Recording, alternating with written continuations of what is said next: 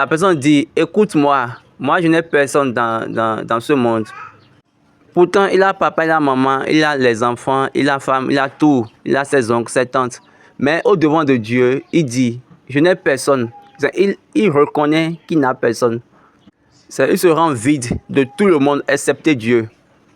Je ne suis pas attaché à quiconque. Ou bien je ne me suis pas donné à quiconque, quel que soit ce qu'ils sont.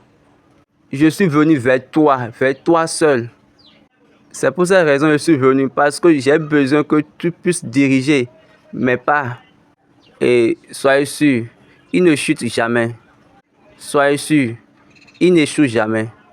Si tu souhaites vraiment qu'il soit ton guide, qu'il soit le guide de ton pèlerinage, tu dois te donner totalement à lui, sans faire exception de quiconque ni des choses qui se passeront. Quelle que soit la chose, tu t'attaches à lui. Et si tu fais ainsi, tu l'as en tout moment. Et il est là pour se rendre disponible pour toi. Et d'ailleurs même là, c'est pour cette raison qu'il t'a appelé. Il est disponible pour toi.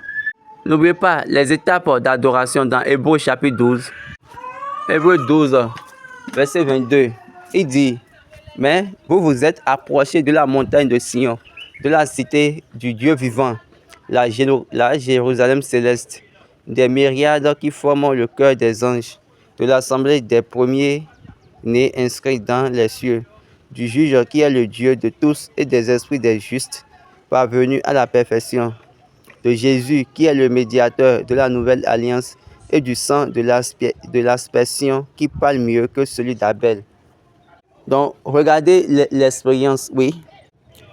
La montagne de Sion, la cité du Dieu vivant, la Jérusalem céleste, la Jérusalem que Paul a prêché dans Galates 4. Elle a dit que cette Jérusalem est libre, elle est gratuite. C'est pour cette raison que Jésus a dit, elle a dit à cette femme-là que ceux qui doivent adorer Dieu doivent l'adorer en esprit et en vérité. C'est ce que le Père désire. Pourquoi? Il désire la vérité. Tu dois connaître la vérité et la vérité t'affranchira. Où vous allez? On vous a appelé vers qui? On vous a appelé de façon gratuite, librement. Vous également, vous êtes libre. Vous ne pouvez pas être esclave ou bien captif pour aller sur une terre de liberté. Là, quand on voit cela, c'est-à-dire qu'il y a une contradiction. Ceux qui seront